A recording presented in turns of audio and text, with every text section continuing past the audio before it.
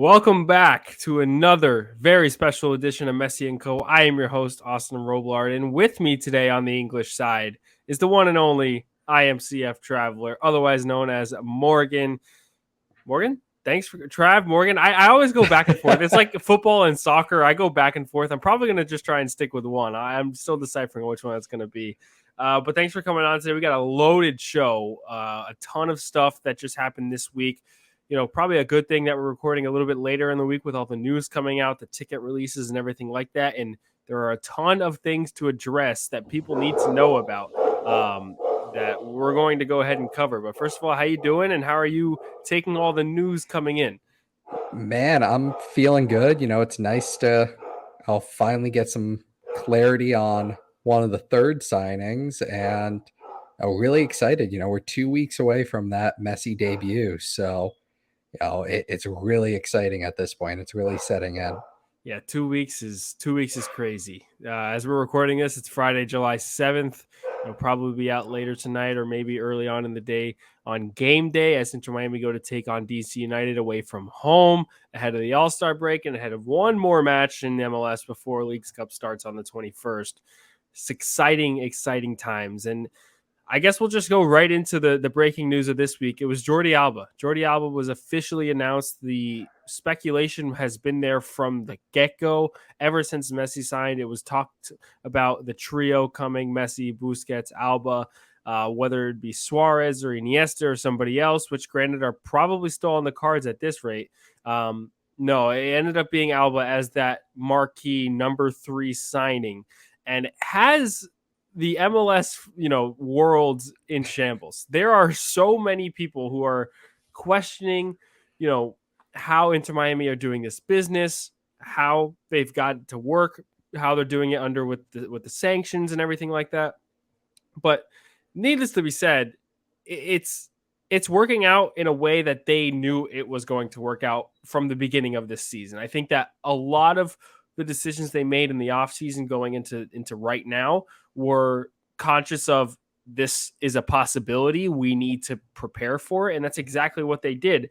But before we get into the nitty gritty of how all the money works and the DPs and the TAMs and explaining all of that, I just want to ask you, Trav, how does the Jordi Alba signing fit? Because me and you, we had internal conversations about why bring in Jordi Alba? Why? What's the point? You have Negri, you have McVay that can play there. You have Noah Allen coming up and through the ranks, who's now actually been converted more to a left center back, and McVay's completely fallen off the wagon. And Negri's out for the rest of the season. So does it make more sense than ever to bring in Jordi Alba? Absolutely. But give me your thoughts on the signing. I feel like if Negri didn't get injured, then I have a much larger problem with this signing. If that Negri injury doesn't happen, then, why? Why do we need another left back between Negri, Noah Allen, Chris McVay that can play there? But now with Negri, who's been our starting left back all season, he's been wonderful when he's played. Without him here, now Jordi Alba makes sense. And Miami needs that starting left back on the roster, and Jordi Alba will bring that. Yeah, 100%. I think that, we were right to question 100% why bring in Jordi Alba when, you can get another position of need. But right now with Negri out, it fills a position of need. Not only is it like a marquee signing, it fills a position of need for Inter Miami. We've seen with Javi Morales how we've had multiple different wingbacks in these 5 at the back formations. We're not 100% sure as to where Tata Martino is going to go in terms of formation. However, given his tenure in Atlanta, where we saw some 5 at the back, where we saw a 4-2-3-1, a 3-4-1-2, there was all these different kinds of things that he's run before. Same thing with Mexico in a 4-3-3. It's kind of hard to pinpoint exactly what he's going to do, but I think Jordi Alba and DeAndre Yedlin out on the flanks, whether it's in a 4 at the back or a 3 center back formation, they give you a lot of versatility and options. And if you want to run 3 center backs in between both of those guys, you can do it and let them get forward. If you want them to stay back and stay, conservative, they can do it. And I think that this just makes a ton of sense. But it doesn't make sense to a lot of other people. It doesn't make sense to the rest of the MLS fan bases who don't understand how Miami are getting these signings done. And it's honestly, it's because all of the moves haven't been made yet, or actually made public yet, I should say. The idea that Gregory will be bought down has not been exercised, according to the Michelle Kaufman article. They said it was to be expected, so that would open up a DP slot. Rodolfo Pizarro, I want to ask you about this, his possible move within the league, and then also, Jordi Alba being a TAM signing rather than a DP signing and taking a huge salary cut is another way they're able to do this. So I don't want to go too much into the Gregory thing. He's a DP, not making too much more than a regular DP should make. So they're able to use allocation money to buy his contract hit down under the limit of 1.6 million. So now he's just a regular allocation money player. Boom, Miami have a DP slot. Let's just say that's where Messi goes. Now for Busquets, who's also going to be a DP as stated by Jorge Mas. That's where Pizarro comes in. Pizarro has to leave the club if Miami wants to bring in a second DP, unless they get rid of Campana, which is not going to happen. Pizarro is rumored to be traded within the league. Trav, what do you know about that? So Miami has two mechanisms in which they can basically rid themselves of Rodolfo Pizarro. One is a buyout. They could turn around and exercise a one-time buyout to basically pay him the rest of his salary and say good riddance and have him leave the club. Or via a new mechanism that MLS introduced prior to this season, he could be traded within the league. Miami could retain some of his salary and it would free up the DP slot. Now, it's heavily rumored and reported that Rodolfo Pizarro will be traded to LA Galaxy. It makes sense. They need more midfield players. They cannot go get any players from abroad right now due to an international transfer ban. And he would look probably really good with Ricky Puig right behind him. And on top of that, it's a market that works for a Mexican player like Rodolfo Pizarro. He will be very well received by the fans there. He could rival LAFC's marquee Mexican signing of Carlos Vela, and it would be a good home, and it would open up the DP slot for Miami. And just to, put some, backing behind this, it's been reported since that final game or his possible final game on July 4th, literally hours after he had that interview inside the locker room, that LA Galaxy was a trade partner. And they are the only team name that has come up within MLS as a trade partner as of right now. And Michelle Kaufman, again, who's done a fantastic job covering this team in the last couple of weeks with all the craziness going on. She's been like the stable maker of everything right now. She's gone ahead and said LA Galaxy themselves are the rumored trade partner with Inter Miami for Rodolfo Pizarro. So we're not just throwing that out there. It's not just only been reported by Michelle. It's been reported by other outlets as well. And I'm pretty sure you can correct me if I'm wrong. Inter Miami podcast has gone ahead and done the same, that a trade is getting ready to be finalized. So there's a lot of backing behind this. And I think that it does make the most sense. I don't know if they'll go ahead and exercise a buyout. We saw that with Matthias Pellegrini back in 2020. However, it could be possible. I just don't think it will, because his contract is so much higher than what Pellegrini's was. For Jorge Mas to dish out, the remaining part of his salary, which is probably upwards of $2 million, might be a little bit pricey to buy him out if you can find a trade partner. Now, for me, LA Galaxy is not going to be returning a whole lot to Inter Miami. I'm sure Chris Henderson is trying to work out a deal where he can gain some allocation money. But even then, to get it from LA Galaxy is going to be tough, because this is a huge salary dump for Inter Miami. Granted, they will be paying some of it, but it's more than just a salary dump. It's also freeing up a DP slot to bring in Busquets. So one way or another, the deal has to get done. No matter what, the deal has to get done, because they are going to bring in Sergio Busquets. The third possibility is by buying down Leonardo Campana. And there are many problems with this. One, if you buy down Leonardo Campana, you not only lose the, hey, Leo, you are our DP. We believe you need to be our striker for the future, yada, yada, yada. You also lose the possibility of gaining 3 U22 initiative players under the young DP rule. Because Campana classifies as a young DP, Miami have the opportunity to bring in young marquee players that are very high value under the age of 22 for almost as much money as they want because they're using one of their DP slots on a young DP. There's more, knickknacks to the rule and everything like that, but that's kind of the gist of it. And I think that if you lose that opportunity to do that by buying down Campana, if you can't rid yourself of Pizarro, it just doesn't make a lot of sense. Now, if Miami are going to go ahead and bring in a third DP that is in the name of Eden Hazard or who else has been even? I wouldn't even say Iniesta would come in as a DP. Luis Suarez might come in as a DP. I'm not sure how that's going to look down the line and what they're actually interested in. However, I just don't think it makes sense. And if anything, another guy who does come in will be on a Jordi Alba type contract under allocation money because Miami has done, contrary to popular belief, Miami has done exceptionally well under the sanctions to navigate allocation money. They've gained in trades alone since 2022, as reported by The Athletic and Paul Tenorio, over $3.3 million in allocation money. So go ahead and say what you want, but they've done enough to gain enough money to make these things happen. What's the most likely scenario for you, Trav, after Jordi Alba? I mean, where are the signings looking? How does Miami navigate making another deal? Is it another TAM player? Is there a possibility of a third DP in your mind? Where do they go from here? I think immediately Miami is now moving their focus to filling those U22 DP slots. Miami's been heavily rumored with Argentine U20 national team center back Thomas Alves from Racing Club in Argentina. He has a $15 million release clause. Miami will likely get him for much less than that, but he would count as a U22 DP.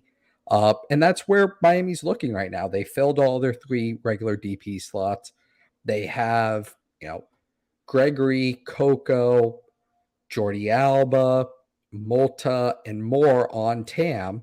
So now they need to look to fill those 2 remaining U22 DP slots since Emerson Rodriguez, who's currently out on loan, occupies the 3rd one. So I do think that the next 2 signings, because Jorge Mas said that in addition to Lionel Messi, to expect 3 to 5 other signings. We have 2, Sergio Busquets and Jordi Alba. Thomas Alves looks likely to be the 3rd. So we have 1 to 2 more signings left to be made by Inter Miami ahead of this July 15th deadline that Jorge Mas put on it and the July 16th unveiling that has been heavily rumored and reported. And that's the next topic I wanted to get into, the schedule of kind of everything that's going to go down with these players. At least this, we'll just call them the big 3 for right now, Busquets, Messi, and Alba. It's been rumored that they might be able to get into the country around the training facility around the 11th of July, as we're recording this on the 7th.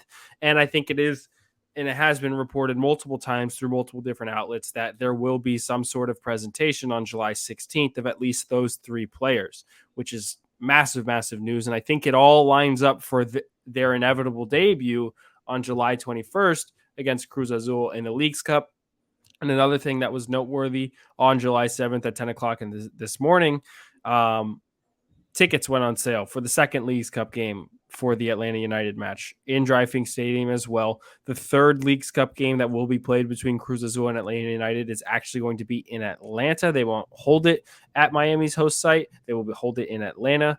But Miami get both those home games, and that's exactly where these 3 players and the possibility of more will go ahead and debut. So those are some key dates to have there. You're going to have July 16th, a possible presentation of all 3 players. I would say to all season ticket members who are listening, or to anybody who's interested in going, just keep an eye on your emails because it's going to come through. They will let you know about what's going on. I'm not exactly sure the logistics of everything behind the presentation. If you have a little more, Trav, you can go ahead and let me know.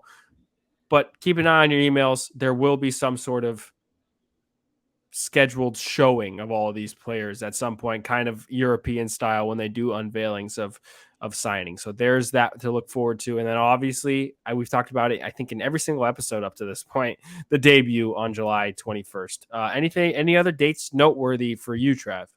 So what I've been hearing a lot of, and via a internal MLS memo that was leaked earlier today, that on July 11th, so next Tuesday, Messi's announcement will become official. It'll be the first time that the club officially outright says we've signed Lionel Messi. It's the first time that the league will outright say we've signed Lionel Messi. And at that time, you will be able to get the great Heartbeat kit, available now on MLSstore.com, uh, with a Lionel Messi nameplate on the back of it, officially by the league and by the club, and along with a bunch of other Messi merch that is being released by Adidas and by MLS. And at that time, it's also believed that Sergio Busquets and Jordi Alba, their announcements will also be made official. On top of the July 16th presentation, it's been heavily rumored that that entire week from the 16th until the 21st, Inter Miami has blocked out that week. They have told the city of Fort Lauderdale that for that week, the stadium and the training grounds are theirs. What I'm hearing and what's been reported is that you'll have that presentation on the 16th, and then on the 17th, there will be a basically open training that's, an inside look at the club as, they prepare for the League's Cup, and will be one of Messi, Busquets, and Alba's first trainings with the club. And that is just 4 days prior to the debut. However, I don't think anybody's questioning that they'll be ready or not just because of the pure class and quality that they're bringing in. But that's really important to note. Something, again, if any season ticket member or somebody who's interested as a fan is looking out for when to go to the stadium and what to see and at what time, not only take these rumors into account because there is some backing behind it, but just make sure you check those emails all of the time because it will be there. The information will become available. We're trying to get you prepared for it as best as we possibly can because we know how many people really want to appreciate this moment in Miami sports history of Messi and Co.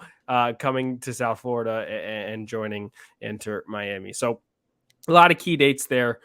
Make sure you stay in tune with those. Ready to transform your space into a masterpiece? Introducing Mosaics, your destination for stones and more. Mosaics is a family-owned business serving the community for over 20 years. With the best quality porcelain, ceramic tiles, and high-end mosaics featuring unique modern designs, Mosaics has everything you need. Dedicated customer service, wholesale distributors, and a passion for excellence. Make sure you visit mosaics.com today to turn your vision into a reality. Another thing that happened this week, Tata Martino.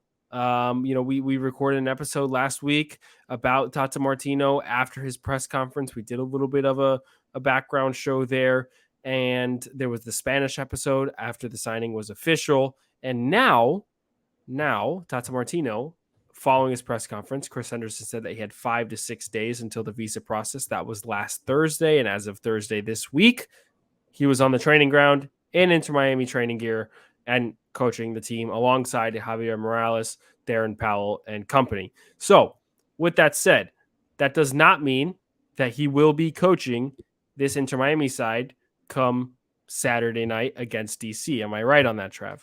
That is correct. Tata Martino basically said to Javi Morales that he will coach this final match against DC United. And then on Monday, they will fully reset. Javi will go back to being an assistant. And Tata Martino on Monday will assume full control of this Inter Miami side ahead of their July 15th clash against St. Louis City. Which was a game that you and I were supposed to go to, but it's almost impossible to now. Yeah, and I think imagine if we bought those tickets. Oh my goodness! I tell you, we'd have to stay home and we'll go out to a nice dinner or something. Yeah, I would have taken that. Yeah. So I mean, that makes a lot of sense. It all checks out. It all came out this week, and giving Javi one more game on Tata didn't come in to train all week. He didn't have much time. He didn't get a full week to prepare his team for a match. It's still Javi Morales' team, especially because the game on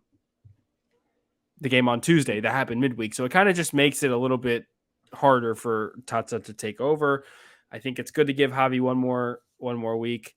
And following that, with Tata Martino going into St. Louis match and then going into the Leagues Cup, just all kind of makes sense. So there's a lot to be said for this, and I think that one of the key notes that I really love about what's going on with the coaching staff is that both Javi Morales and Darren Powell will stay on Tata Martino's coaching staff in some capacity. I know Javi Morales will probably be a lot closer than Darren Powell, but Darren Powell still will have a job with the club, and this is important for me for one reason and one reason only.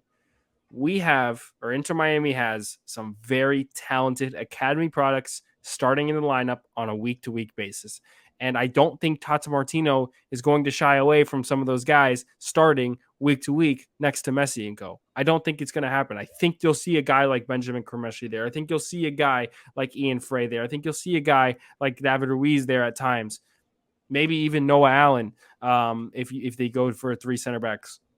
The possibilities of them starting are there, and to keep the guys that were coaching them from their academy days and their Fort Lauderdale CF days and their Inter Miami CF2 days, aka Darren Powell and Javi Morales, is extremely, extremely important. And I think that the focus still has to be, other than on the marquee stars, on the academy.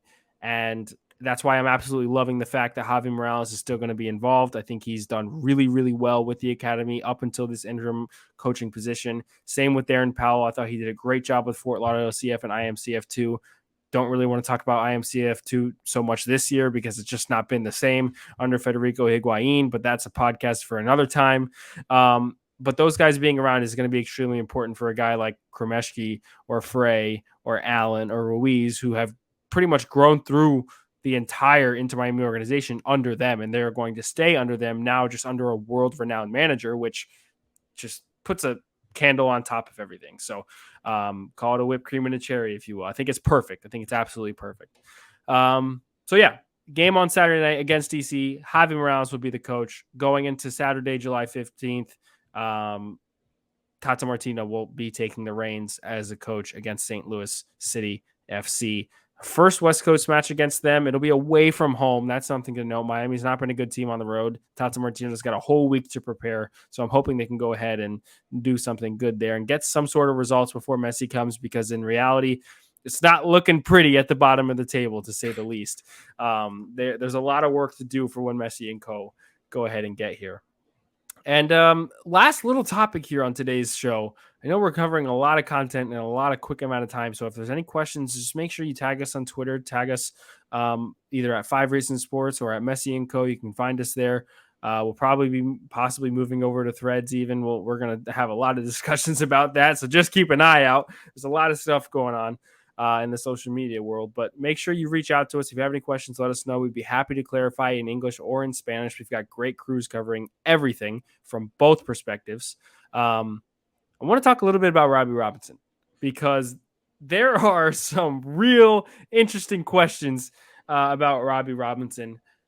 And I kind of just want to give a little background before we really go into it. So first, it was reported in June, not by myself, that Robbie Robinson would be leaving the club, possibly alongside Victor Ulloa and I believe Nick Marsman, if I'm not mistaken. But there were multiple reports solely about Robbie Robinson himself leaving the club. Not exactly sure to where, not exactly sure how, but he would be leaving Inter Miami. He would not be an Inter Miami player after this summer.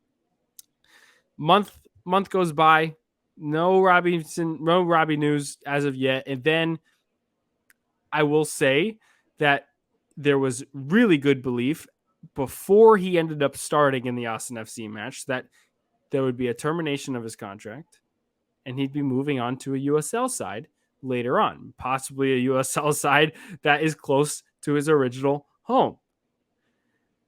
Then he starts against Austin FC and gets injured against Austin FC at the hamstring again. Come to find out, Tuesday, I go ahead and tweet out the information that you and I had both heard and received, that Robbie Robinson would be moving on. And a club source reached out to me and told me that that was not set in stone. The information tweeted out was not set. Club source. Personal direct contact. And so for me, what this says is either one, actually, this is all it says. One, Robbie Robinson got hurt and it ruined the possible deal that he would have with the USL side. And he probably won't agree to the termination of his contract.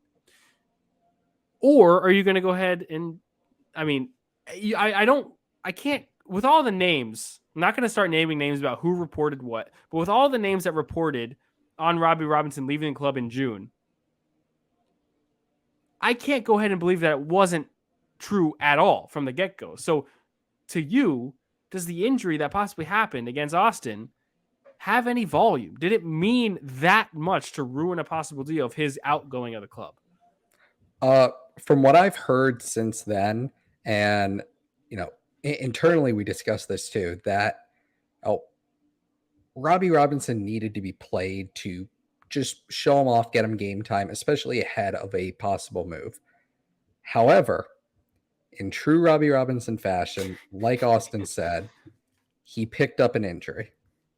Javi Morales said afterwards that it was just a cramp, but then later in the same press conference said that he'd be getting an MRI in the upcoming days. For a hamstring injury, you are not getting an MRI unless you are worried that it is serious. Robbie Robinson just came back from a serious hamstring injury. He injured the same leg.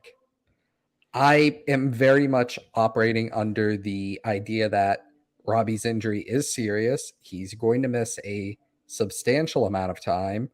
And because of that, he's not going to agree to a mutual contract. He's not going to go be, unemployed. The reason that he was going to agree to one was because he had another deal in place. And now he's not going to agree to one because this other team is not going to sign a player that's not going to see the pitch for them. Robbie Robinson is not that world beater player where you're like, we can live without him for 3 months because, what he's going to bring afterwards is great. He's not that type of player. He was a player that was likely going to go to this USL side, get, a decent salary by USL standards, but still have a job and be much closer to family. I am fully operating under the belief, and the club hasn't said anything on this yet, that Robbie Robinson is seriously injured, that it is his hamstring. He will be out tomorrow against DC United. Javi Morales has already confirmed this. He was not in training at all this week. So that's how I'm operating, is that he seriously injured himself against Austin, and now it has caused a potential move to be off. Which is wild because I believe Robbie Robinson's guaranteed compensation puts him over, depending on how many players come in. I think he's over like 200,000. I think it's 220 last time I checked in guaranteed compensation. He's in that. He's not in the supplemental roster. He's in the real senior roster and a top 20 player. What you have to remember, though, is Robbie Robinson does not count against the cap. So does Generation Adidas still count on his... How long does that count? It counts through his entire first contract, which ends at the end of this year. Okay, so that's positive. So he doesn't count against the cap. The whole reason that he was going to be shipped out was so that he could play. The kids played, a handful of games in the past 2 years. He's not going to play with, Lionel Messi, Sergio Busquets, Jordi Alba, and more coming. And it was also to send him closer to home, closer to his actual family and where he grew up and where he's from. I think that's good to know that on the Generation Adidas side, he's not necessarily accounting against the cap. That's a positive 100% for Inter Miami. And honestly, it would be the whole situation would be 100 times worse if that wasn't the case. If the Generation Adidas contract was not in place and Miami were having him count against the cap, because that's where my mind was headed. I was like, holy crap, I looked at these numbers today. That's a lot of money for a guy who's not playing. But imagine if instead of Robbie Robinson, this was Rodolfo Pizarro. That's kind of, that's why Rodolfo Pizarro has to go. I mean, it's exactly why Rodolfo Pizarro has to go. And I know a lot of people have actually gone ahead and gave a lot of their sentiments to Rodolfo Pizarro, but he's got to go. I mean, at the end of the day, Miami's moving in a direction that Rodolfo Pizarro on the roster, it just doesn't fit. The puzzle piece of Rodolfo Pizarro does not fit anymore. Anyway, needless to say, a lot of talk about Rodolfo Pizarro this week. Let's get back to Robbie. It's a crazy situation. I don't think it's a situation that a lot of people are necessarily looking into because of everything else that's overshadowing the entire situation. But there has been talk about Robbie for years. After being the number one overall pick, after getting injured so much, after competing for a striker spot in 2020 with Juan Agudelo, after the on and off in 2021 and 2022 because of the injuries and the locker room issues with Phil Neville and all these different kinds of things. Robbie's just always had some kind of story with Inter Miami. It would do him so well to have a fresh start somewhere else. And to think that an injury, again, possibly derailed a move for him to go to a place near his hometown in a different league with a different club, with a different set of players, and just a fresh new beginning, to think that an injury derailed that is just so disappointing. But it's something that, players end up dealing with at some point or another. And, we wish them the best after this season. But there's just a lot of speculation, a lot of rumors behind it. It's something that I personally am going to keep eyes on for sure, because I think it's an important situation right now due to the depth of this team and possibly, to the good of Robbie Robinson's career. But with that said, anything to add there, Trev, on Robbie? Nothing on Robbie, but Michelle Kaufman, who she's the GOAT. I mean, we can all agree there.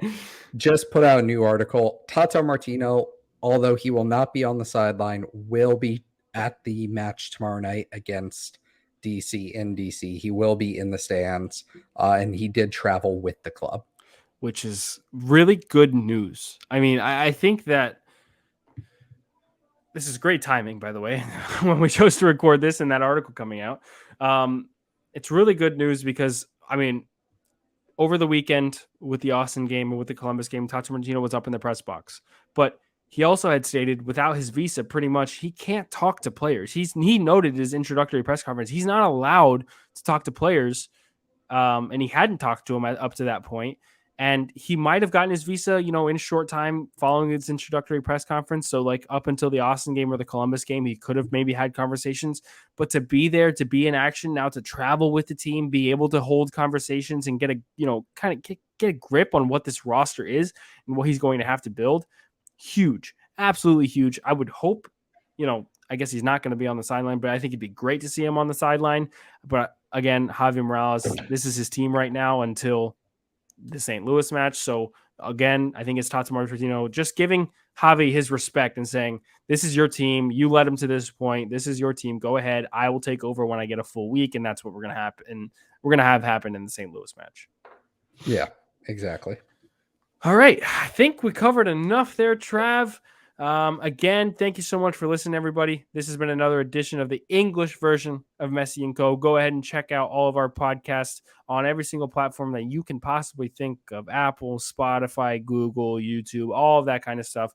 Go ahead and check us out, whether you listen in English or in Spanish. Messi and Co., brought to you by 5 Reasons Sports, is going to cover everything in both languages, so we have all the bases covered. Everything Messi and Co., everything Inter Miami, we'll have it all covered. And make sure you stay tuned, especially leading up to the debut of Lionel Messi on July 21st at Driving Stadium. We'll have a bunch of content coming your way. So go ahead and stay tuned. Follow us on Twitter. Follow 5 Reasons Sports on Twitter for all your South Florida sports content. And for myself and for IMCF Traveler, we will see you guys here next time.